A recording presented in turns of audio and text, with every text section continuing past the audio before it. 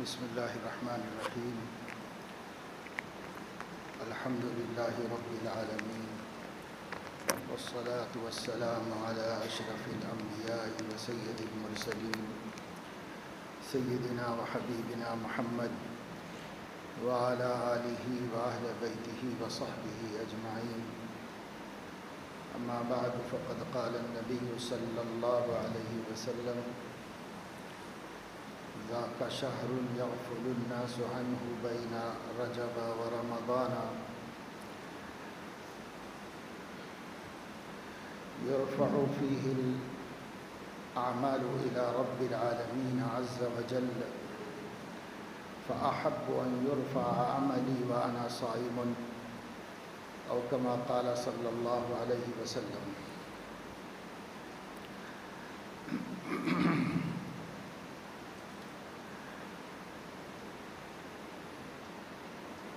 زمانے کو، وقت کو اللہ تبارک و تعالی شانہ نے پیدا فرمایا ہے. جیسے ہر چیز اللہ کی مخلوق ہے، زمانہ بھی اللہ کی مخلوق ہے. زمانہ اللہ تعالیٰ نے حساب کی سہولت کے لیے کچھ حد بندی فرما کر ایک نظام مرتب فرما دیا ہے. جیسے زبانیں ہیں تو ماہرین سائنس کہتے ہیں کہ زبان کوئی سی بھی ہو، کسی بھی علاقے کی زبان ہو، وہ شروع میں ایک مسلسل آواز تھی. جیسے گھنٹی کی آواز مسلسل ہوتی ہے، ایک ہی طرح کی آہستہ آہستہ آہستہ کم ہوتی. اسی طرح ہر لینگویج، ہر زبان ایک مسلسل آواز ہے. اس آواز کو ٹکڑے ٹکڑے کر کے حروف بنا لیا گیا. پھر ان حروف سے الفاظ اور جملے بنا کر انسان اپنی ضرورت کو پورا کرتا ہے. اسی طریقے سے زمانہ بھی ایک مسلسل چلنے والا دور ہے. اس کو اللہ تعالیٰ نے ٹکڑے ٹکڑے کر کے بندوں کے حساب کتاب کی سہولت کے لیے ایک نظام بنا دیا ہے. جیسے قرآن مجید میں اللہ تبارک و تعالی شانہ نے ارشاد فرمایا ہے: ان عدۃ الشہور عند اللہ 12 شہرا فی کتاب اللہ یوم خلق السماوات والارض منہا 4 حرم ذالک الدین القیم. اللہ تعالیٰ فرما رہے ہیں مہینوں کی تعداد اللہ کے نزدیک 12 ہے. 12 شہرا، 12 مہینے ہیں اللہ کے نزدیک. کب سے ہیں؟ یوم خلق اللہ السماوات والارض، یوم خلق السماوات والارض، اللہ نے جب سے زمین آسمان بنائی ہے تب سے اللہ کے ہاں ایسا ہی ہے. اور اللہ کی جو کتاب ہے، جس کو کتاب مبین کہتے ہیں اور جس کو ام الکتاب کہتے ہیں، اور لوح محفوظ بھی اسی کو کہتے ہیں، جس میں اللہ نے کائنات کا سارا نظام ازل ہی میں مرتب کر کے رکھ دیا ہے. تو فرمایا فی کتاب اللہ، اللہ کی اس کتاب میں بھی اس دنیا میں 12 مہینوں کا نظام بنایا ہوا ہے. اور جب سے زمین آسمان پیدا کیے گئے، زمانے کو 12 مہینوں میں تقسیم کر کے ایک اس کی حد کر دی گئی کہ صاحب 12 مہینے، اور پھر 12 مہینوں کو کا 1 سال اللہ نے مقرر فرمایا. 1 سال ایک حد ہے زمانے کی، اور اس 1 سال کو 12 ٹکڑوں میں تقسیم کر دیا، اور ان 12 ٹکڑوں میں سے ہر ٹکڑے کو 30 دنوں میں تقسیم کر دیا، اور ہر دن کو 24 گھنٹوں میں، اور ہر گھنٹے کو 60 سیکنڈ منٹوں میں، منٹ کو سیکنڈ میں. کیوں؟ اللہ تعالیٰ کا تقسیم کیا ہوا نظام ہے. تو زمانہ اللہ نے پیدا کیا، اور زمانے کے حصے بکھرے بھی اللہ نے کیے، اور ان کے ذریعے سے زندگی میں حساب کتاب اور زندگی کے نظام کو قائم رکھنے کے واسطے ایک اوقات کی تحدید کا نظام بنا دیا۔ اب اسی سے رمضان آتا ہے، اسی سے حج کا مہینہ اور حج کے دنوں کی تعین ہوتی ہے، اسی سے کفارات کی تعین ہوتی ہے، اور اسی کے ذریعے سے ہم روزہ رکھتے ہیں، سحر اور افطار کا وقت مقرر ہوتا ہے، اسی کے ذریعے سے 5 وقتہ نمازوں کے اوقات کی تعین ہوتی ہے۔ اگر اللہ یہ نظام نہ بناتا تو پھر یہ سارے نظام بھی ایسے ہی ہو جاتے کہ اس سے ہم کچھ بھی ترتیب نہیں بنا سکتے زندگی۔ اس لیے اللہ تعالیٰ نے زمانے کو پہلے تقسیم کر دیا، زمانے کو تقسیم کر کے ہر کام کو آسان فرما دیا اور سہولت فرما دی۔ البتہ ایک بات اللہ تعالیٰ نے یہ فرمائی، یہ 12 مہینے سب کے سب یکساں نہیں، بلکہ منہا 4 حرم، ان میں سے 4 مہینے بڑی حرمت کے ہیں، بہت احترام کے ہیں۔ اتنا تو قرآن میں فرما دیا گیا۔ ظاہر ہے کہ وہ 4 مہینے کون سے ہیں یہ قرآن نے نہیں بتایا، حضور اکرم صلی اللہ علیہ وسلم نے صحابہ کرام کو بتایا کہ وہ 4 مہینے جو ہیں وہ ثلاثۃ متوالیات اور واحد سرد۔ حضور علیہ السلام نے فرمایا کہ 3 تو کنٹینیو ہیں، شوال، ذی قعدہ، ذی الحج، اور ایک الگ ہے تنہا، اور وہ رجب کا مہینہ ہے۔ تو 4 مہینوں کو اللہ تعالیٰ نے حرمت کے مہینے قرار دیے، شوال، ذی قعدہ، ذی الحج، یہ 3 مہینے بہت وجوہات سے حرمت کے ہیں۔ ایک وجہ تو عام ہے، وہ یہ کہ حج کا احرام شوال کی 1 تاریخ سے باندھا جا سکتا ہے، اس سے پہلے نہیں باندھا جا سکتا، تو وہ مہینہ حرمت کا ہے۔ دوسرا اس کے بعد کا حرمت کا ہے۔ اس کے بعد اللہ تعالیٰ نے فرمایا الحج اشہر معلومات، حج جو ہے وہ متعین مہینوں میں ہوتا ہے، حالانکہ ذی الحج کے 5 دنوں ہی میں ہوتا ہے، لیکن مہینوں میں فرمایا، اور مہینے کم سے کم 3 ہوں گے، جمع ہے تو 3 ہوں گے۔ 3 کون سے؟ یہی شوال، ذی قعدہ، ذی الحج۔ اگر کوئی آدمی بہت دور دراز سے احرام بند ہو کر کے وہاں سے مکہ مکرمہ کا سفر کرنا چاہتا ہو، یا پیدل کر رہا ہو، یا اس کی سواریاں بہت کمزور ہوں، وسائل کم ہوں، تو وہ بہت پہلے سے احرام باندھ کے گھر سے نکلے گا۔ کب نکل سکتا ہے؟ شوال کا چاند نظر آنے کے بعد، اس سے پہلے نہیں باندھ سکتے۔ تو یہ حرمت کے 3 مہینے ہو گئے۔ چوتھا الگ سے ہے، تنہا ہے، وہ چوتھا رجب کا مہینہ ہے۔ رجب کو بھی حرمت کا مہینہ اللہ نے قرار دیا۔ اللہ نے 4 مہینے کہے صرف، منہا 4 حرم، اور نبی کریم صلی اللہ علیہ وسلم کا کام ہی قرآن سمجھانا ہے۔ انزلنا الیک الذکر لتبین للناس ما نزل الیہم، ہم نے آپ پر قرآن اتارا تاکہ آپ لوگوں کو سمجھائیں کہ کیا اتارا گیا ہے، تو سمجھانا ان کا کام ہے۔ چنانچہ اللہ نے کہا 4 مہینے محترم ہیں، تو نبی نے سمجھایا کہ 4 مہینے محترم ہیں، وہ 4 کون کون سے ہیں؟ شوال، ذی قعدہ، ذی الحج اور رجب کا مہینہ۔ تو رجب کا مہینہ اپنی ذات میں حرمت کا مہینہ ہے، جسے اللہ اور اس کے رسول صلی اللہ علیہ وسلم نے حرمت اور احترام کا مہینہ قرار دیا ہے، لیکن ہم اس سے غافل ہیں۔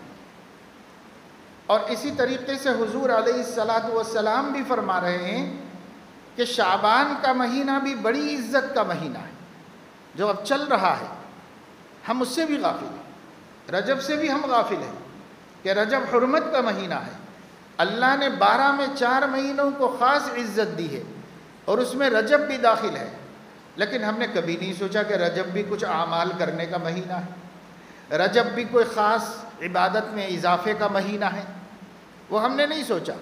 کیوں؟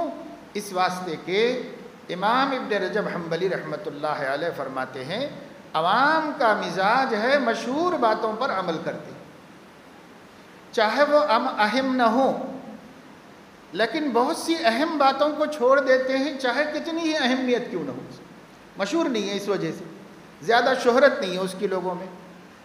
تو اب رجب کا مہینہ حرمت کا مہینہ ہے، 4 مہینوں میں سے ایک حرمت کا مہینہ ہے، لیکن ہم رجب کو کچھ بھی نہیں سمجھتے۔ رجب کو اس لیے کچھ بھی نہیں سمجھتے کہ مشہور نہیں ہے اس کے بارے میں کچھ بھی، حالانکہ احادیث موجود، قرآن موجود، لیکن پھر بھی مشہور نہیں ہے۔ تو جن چیزوں کی شہرت نہیں ہوتی عوام ان چیزوں سے فائدہ نہیں اٹھاتے، عوام صرف مشہور چیزوں سے فائدہ اٹھاتے ہیں۔ بسا اوقات بعض مشہور چیزیں اپنی ذات میں غلط ہوتی ہیں، صحیح بھی نہیں ہوتی، اس کے باوجود ان سے فائدہ اٹھانا چاہتے ہیں، کیونکہ انہیں تو تحقیق نہیں، مشہور یہی ہے کہ یہ بہت مبارک وقت ہے، مبارک رات ہے، مبارک عمل ہے، مشہور یہی ہے۔ تو جیسا مشہور ہے ویسا لوگ کرتے ہیں۔ اب یہی معاملہ رجب کی طرح شعبان کا بھی ہے۔ دیکھیے 10-12 دن گزر گئے، لیکن ہمیں خیال نہیں ہوا کہ یہ بہت اہم زمانہ اور مہینہ چل رہا ہے اور اس میں بہت اعمال کرنے کی ضرورت ہے اور ہمیں عمل کرنا چاہیے، لیکن ہمیں اس کی طرف دھیان نہیں ہوا۔ بالکل دھیان اس لیے نہیں ہوا کہ لوگوں میں مشہور نہیں ہے، اور جو چیز لوگوں میں مشہور نہیں ہوتی لوگ اس کے اوپر عمل نہیں کرتے، اور بعض باتیں مشہور ہوتی ہیں حالانکہ اپنی ذات میں صحیح بھی نہیں ہوتی، یا یہ کہ ان کو سمجھنے کی ضرورت ہوتی ہے لیکن اس کو سمجھتے نہیں اور مشہور ہے اس لیے عمل کرتے ہیں۔ جیسے بہت سی چیزیں ہمارے لوگ سعودی عربیہ میں جا کر وہاں لوگوں میں دیکھا دیکھی مشہور چیزیں اختیار کر کے آ گئے، مشہور تو ہیں لیکن تحقیق نہیں ہے اس کی کہ حقیقت کیا ہے اس کی اور اس پر عمل کیسے کرنا چاہیے، اس کا طریقہ کیا ہے، نہیں۔ عام لوگوں کو دیکھا جہلا ایک طرح عمل کرتے ہیں، تو سب لوگوں نے دیکھا کہ صاحب یہ عمل یہاں ہوتا ہے تو یہی صحیح ہوگا۔ تو عوام صرف شہرت کی بنیاد پہ عمل کرتے ہیں، تحقیق ان کے پاس نہیں ہوتی، حالانکہ اگر کتاب و سنت میں اس کی تحقیق کی جائے تو پھر شہرت غلط نکلتی ہے اور حقیقت کچھ اور سامنے آتی ہے ہماری۔ اسی طریقے سے یہ مسئلہ بھی ہے کہ ہم کو رمضان کے بارے میں تو معلوم ہے کہ وہ برکت کا مہینہ ہے، لیکن ہمیں شعبان کے بارے میں نہیں معلوم کہ وہ برکت کا مہینہ ہے، حالانکہ یہ بھی برکت کا مہینہ ہے۔ امام احمد نے اپنی مسند میں اور امام نسائی نے اپنی سنن میں حضرت اسامہ ابن زید رضی اللہ تعالی عنہما سے یہ روایت نقل کی ہے۔ حضرت اسامہ کہتے ہیں کہ میں نے حضور اکرم صلی اللہ علیہ وسلم کو دیکھا کہ جب روزے رکھنے شروع کرتے تھے، نفل روزے، تو رکھتے ہی چلے جاتے تھے۔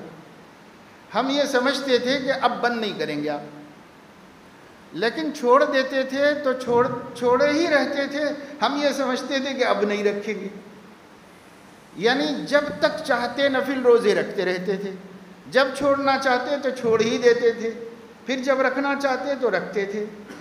بلکہ صحیح بخاری میں ہے، صحابہ کہتے ہیں کہ ہم حضور علیہ السلام کو روزے دار دیکھنا چاہیں تو روزے دار دیکھ لیتے تھے، بے روزہ دیکھنا چاہیں تو بے روزہ دیکھ لیتے تھے، راتوں میں جاگتا ہوا دیکھنا چاہیں تو جاگتا ہوا دیکھ لیتے تھے، سوتا ہوا دیکھنا چاہیں تو سوتا ہوا دیکھ لیتے تھے۔ یعنی نفل کاموں میں حضور علیہ السلام کسی ایک چیز کی عادت نہیں بناتے تھے تاکہ امت کے لیے زحمت نہ ہو، ان کے لیے پریشانی کا سبب نہ ہو، اس کی عادت آپ نہیں بناتے تھے۔ بہرحال اللہ کے نبی صلی اللہ علیہ وسلم کو انہوں نے دیکھا کہ روزوں کا اور سونے جاگنے کا ایسا معمول ہے، لیکن یہ بھی دیکھا کہ شعبان کے مہینے میں کثرت سے روزے رکھتے ہیں، شعبان کے مہینے میں بہت کثرت سے۔ رمضان کا روزہ تو کبھی چھوڑا نہیں، جب سے اللہ نے فرض کیا کبھی نہیں چھوڑا، پر شعبان کے مہینے میں بکثرت رکھا، کثرت الا قلیلا۔ بعض صحابہ نے یوں تعبیر کی ہے کہ صام الشہر کلہ الا قلیلا، تھوڑے دن نہیں رکھے، زیادہ دن رکھے، مثلا 27 دن رکھے، 3 دن نہیں رکھے، 25 دن رکھے، 5 دن چھوڑ دیے۔ ایسے شعبان کے مہینے میں بکثرت روزے رکھتے۔ اب حضرت اسامہ ابن زید گھر کے پلے بڑے بچے تھے، انہوں نے حضور علیہ السلام سے پوچھ لیا کہ یا رسول اللہ، یہ آپ کبھی بھی روزوں کو کنٹینیو نہیں رکھتے، مگر شعبان میں میں دیکھتا ہوں کہ بہت اہتمام سے آپ روزے رکھتے ہیں، بہت کثرت سے رکھتے ہیں، اور اس کے علاوہ میں آپ کو دیکھتا ہوں کہ 2 دن ہفتے کے 2 دنوں کا روزہ آپ ترک نہیں کرتے، تو کیا خاص بات ہے؟ تو حضور علیہ السلام نے فرمایا کون سے 2 دن؟ انہوں نے کہا کہ پیر اور جمعرات کا، پیر اور جمعرات کا، یوم الاثنین، یوم الخمیس، یہ 2 دنوں کو آپ روزہ نہیں چھوڑتے، بڑا اہتمام کرتے ہیں اور رکھتے ہیں، اس کی وجہ کیا ہے؟ حضور علیہ السلام نے فرمایا ذَانِکَ یومان یرفعها اللہ الاعمال الی رب العالمین، یہ 2 دن ایسے ہیں جس میں بندوں کے اعمال رب العالمین کے حضور پیش کیے جاتے ہیں، یہ 2 دن ایسے ہیں، اور فأحب ان یرفع عملی وانا صائم، تو مجھے یہ بات بہت پسند ہے، مجھے ایسا اچھا لگتا ہے میرا عمل رب العالمین کے سامنے پیش ہو رہا ہو، جس وقت پیش ہو رہا ہو میں روزے دار رہوں، کیونکہ روزے دار اللہ کا بہت محبوب اور پسندیدہ ہے۔ اللہ تعالیٰ میرے روزے کی حالت میں ہونے کی وجہ سے مجھ پہ خاص رحم فرمائے، یہ اپنی پسند کا اظہار فرمائے۔ تو ایک سوال کیا حضرت اسامہ ابن زید رضی اللہ عنہ نے، یہ 2 دن ہفتے کے روزے کیوں اس قدر اہتمام سے رکھے جاتے ہیں؟ تو فرمایا یہ 2 دن ایسے ہیں ان میں بندوں کے اعمال رب العالمین کے حضور میں پیش کیے جاتے ہیں۔ اب میں چاہتا ہوں میرا اعمال نامہ جب پیش کیا جائے، ایعرض عملی وانا صائم، میرا اعمال نامہ اس حال میں پیش کیا جائے کہ میں روزے دار ہوں۔ انہوں نے کہا کہ اچھا اس کی وجہ تو سمجھ میں آ گئی، تو یہ بھی بتا دیجئے کہ آپ رمضان کا روزہ تو کبھی نہیں چھوڑتے، وہ پتہ ہے کہ فرض ہے، لیکن شعبان کے روزے کیوں اتنے اہتمام سے رکھتے ہیں؟ کبھی کبھی مہینہ بھر رکھ لیتے ہیں آپ، 1 دن بس کم کر دیتے ہیں۔ تو حضور علیہ السلام نے اس کے جواب میں بھی یہی فرمایا ذاک شہر یغفل الناس عنہ بین رجب و رمضان، یہ ایک مہینہ ہے جس سے لوگ غفلت میں ہیں رجب اور رمضان کے بیچ میں۔ ادھر رجب ہے جو اشہر اللہ الحرم میں سے ہے، اللہ نے قرآن مجید میں ان کو اشہر حرم فرمایا، منہا 4 حرم، وہ 4 حضور نے فرمایا، ایک رجب ہے، تو یہ رجب حرمت کا مہینہ، اور اس طرف میں رمضان ہے جس کی فضیلت تو بیان کرنے کی ضرورت نہیں، مشہور معروف ہے۔ تو یہ 2 حرمت کے مہینوں کے بیچ میں شعبان ہے، اتنا اہم مہینہ ہے، پر لوگوں کا حال کیا ہے؟ یغفل الناس عنہ، لوگ اس سے غفلت میں ہیں، لوگ اس سے غفلت میں ہیں۔ اور اسی یغفل الناس عنہ کی تشریح کرتے ہوئے حافظ حدیث امام رجب حنبلی رحمۃ اللہ علیہ، ابن رجب حنبلی رحمۃ اللہ علیہ فرما رہے ہیں یغفل الناس عنہ، یہ بتا رہا ہے لوگ جن فضیلت کے وقتوں کو نظر انداز کر رہے ہوں تو اس میں خاص مسلمانوں کو بطور خاص عمل کرنا چاہیے۔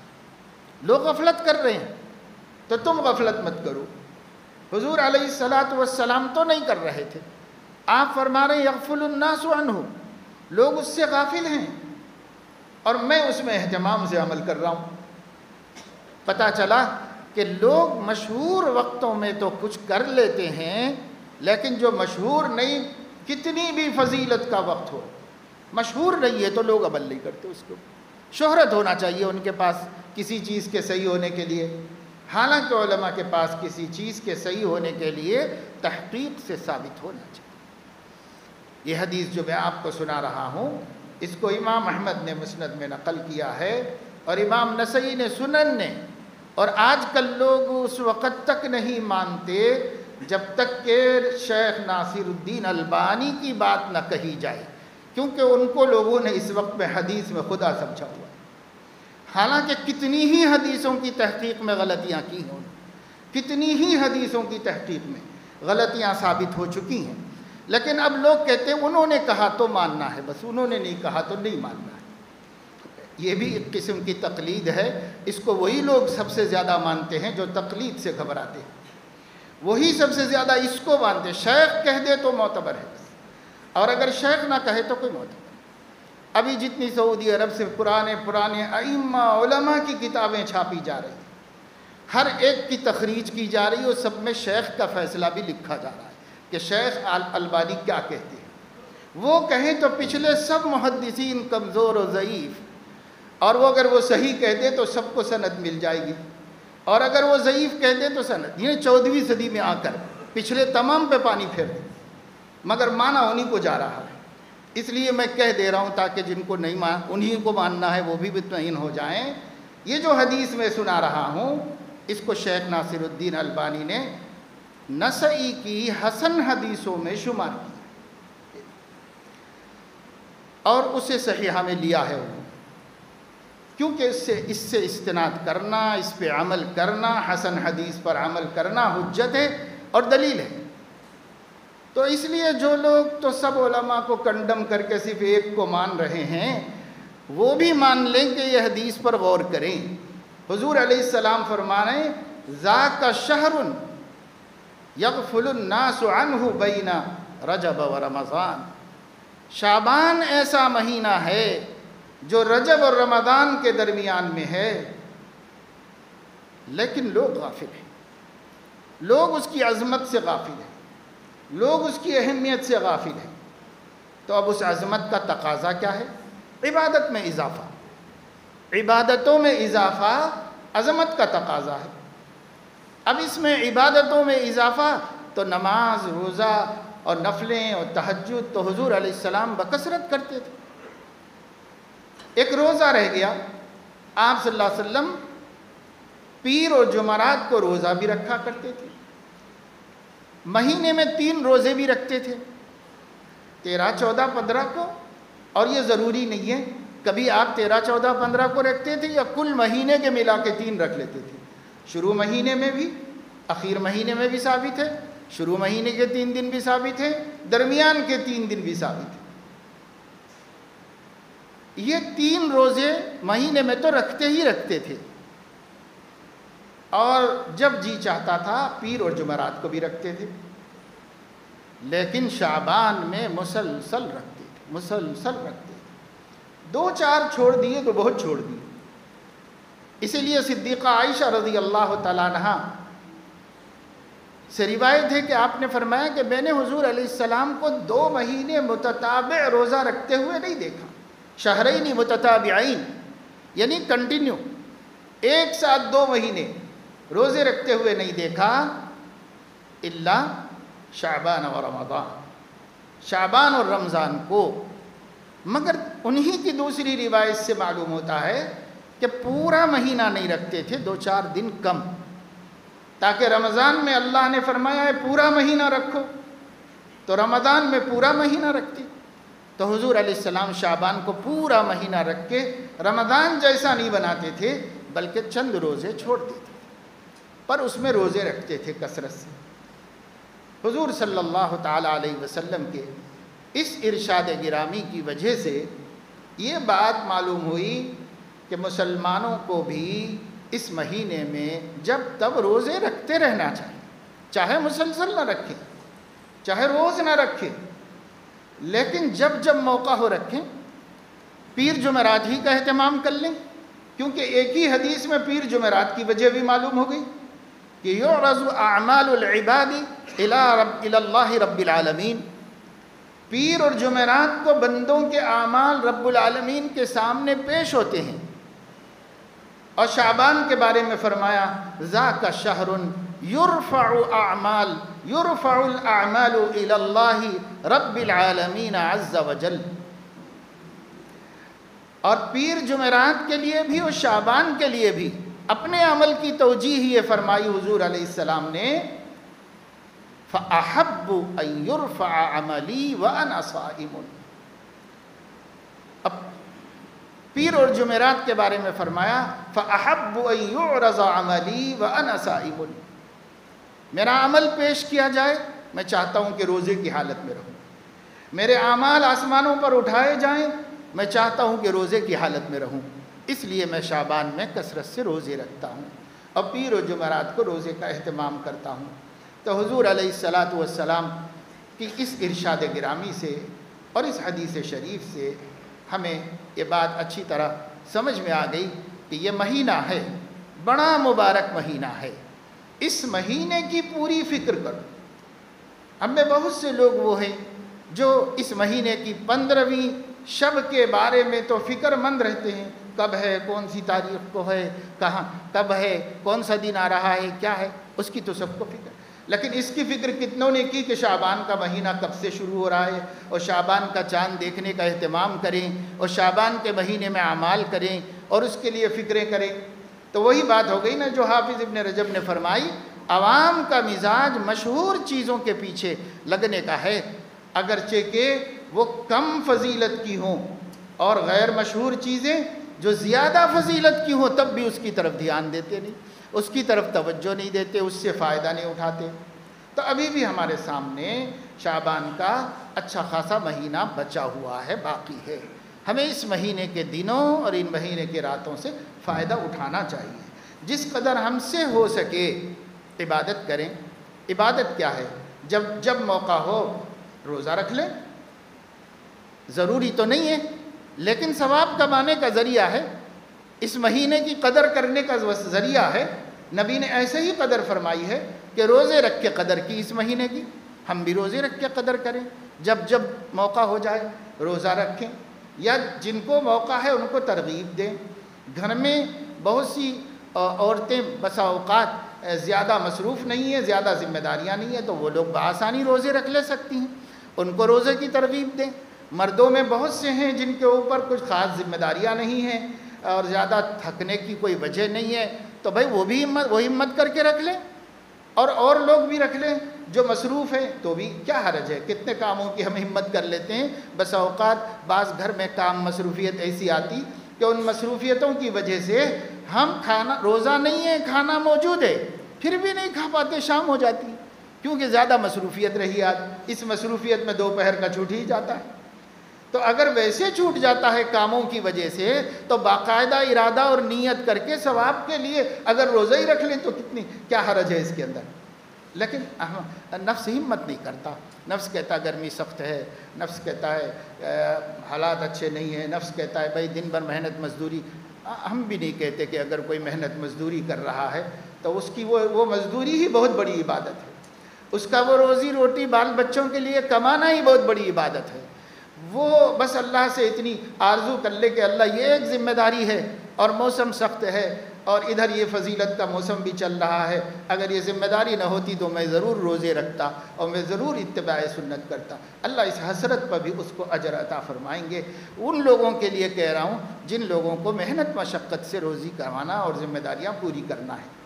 لیکن جن لوگوں کو اچھا آرام سے گھر میں رہنا ہے، کوئی خاص تکلیف بھی نہیں ہے اور آرام ہیں، سہولتیں ہیں، راحتیں ہیں، وہ بھی نہ رکھیں تو بڑی محرومی کی بات ہے. تو اس وجہ سے ہمیں اس سے فائدہ اٹھانا چاہیے.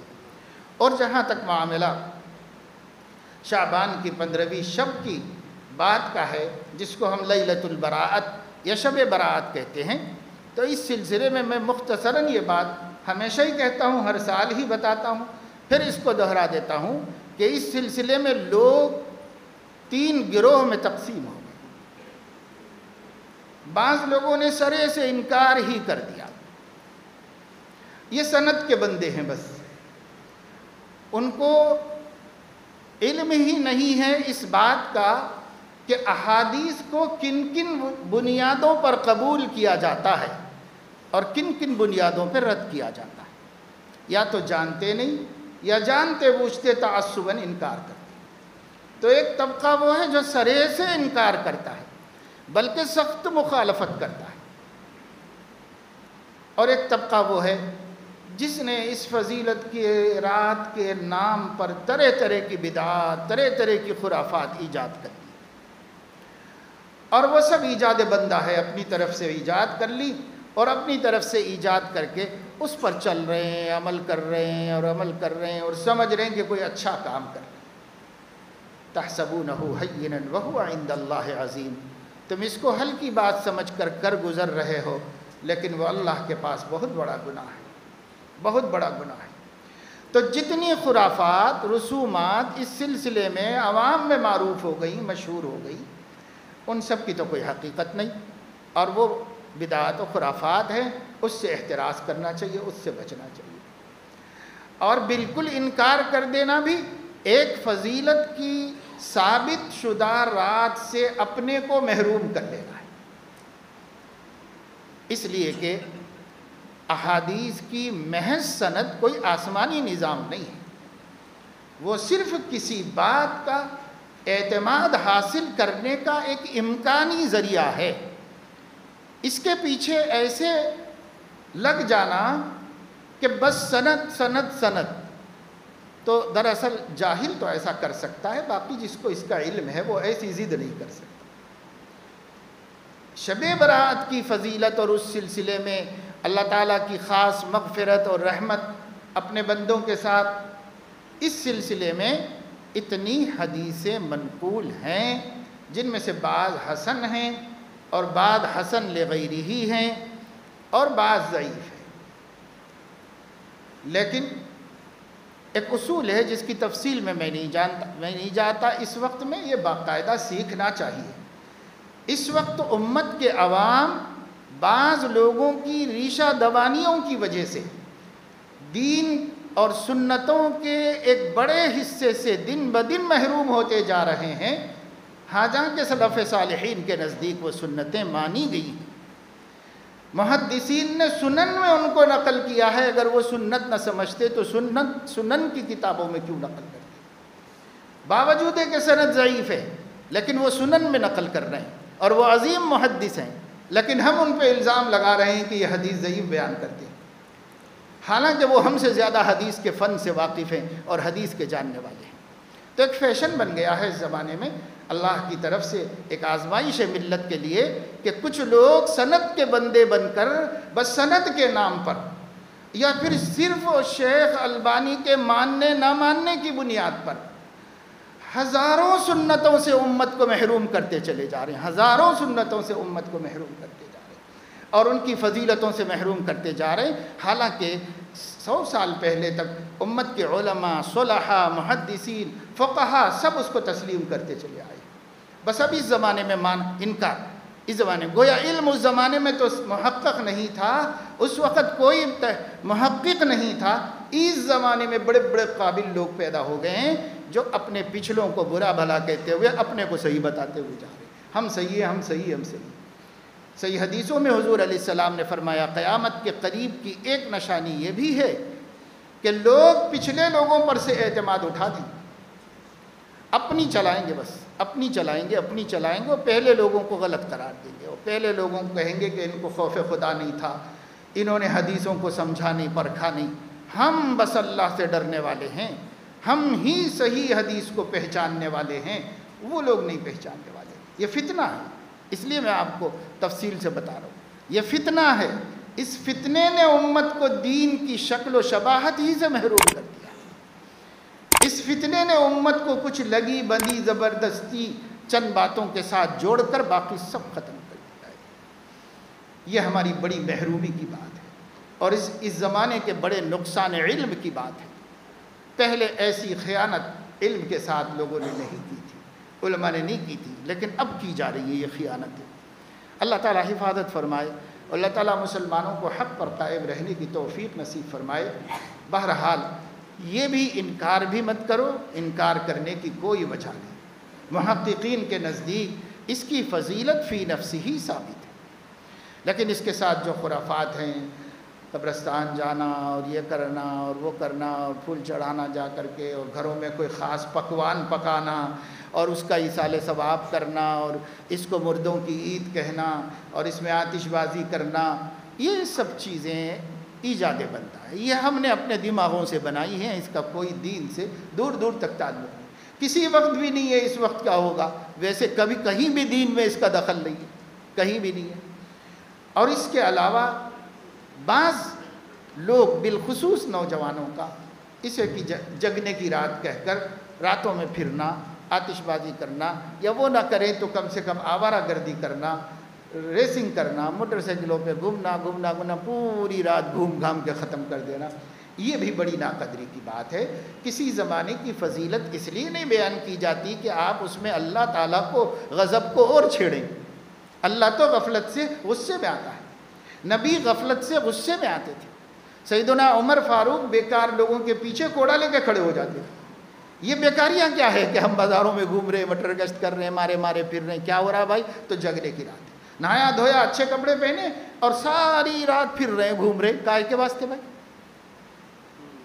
سو جاؤ، سونے والا کم سے کم کسی کو ستاتا تو نہیں ہے۔ یہ مارے پھرنے والے تو دوسروں کو تکلیف دیتے ہیں، جب دوسروں کو تکلیف دیتے ہیں تو اچھے وقت میں اللہ کو خوش کرنے کے بجائے ناراض کرتے ہیں، تو کون سی عقل مندی کی بات ہے؟ تو اس سے تو سو جانا بہت بہتر ہے کہ سونے والا کسی کو ستاتا نہیں ہے، اپنی جگہ سوتا رہتا ہے، کسی کو تکلیف تو نہیں دیتا، اس لیے ایسا جاگنا ہے تو ہرگز مت جاؤ۔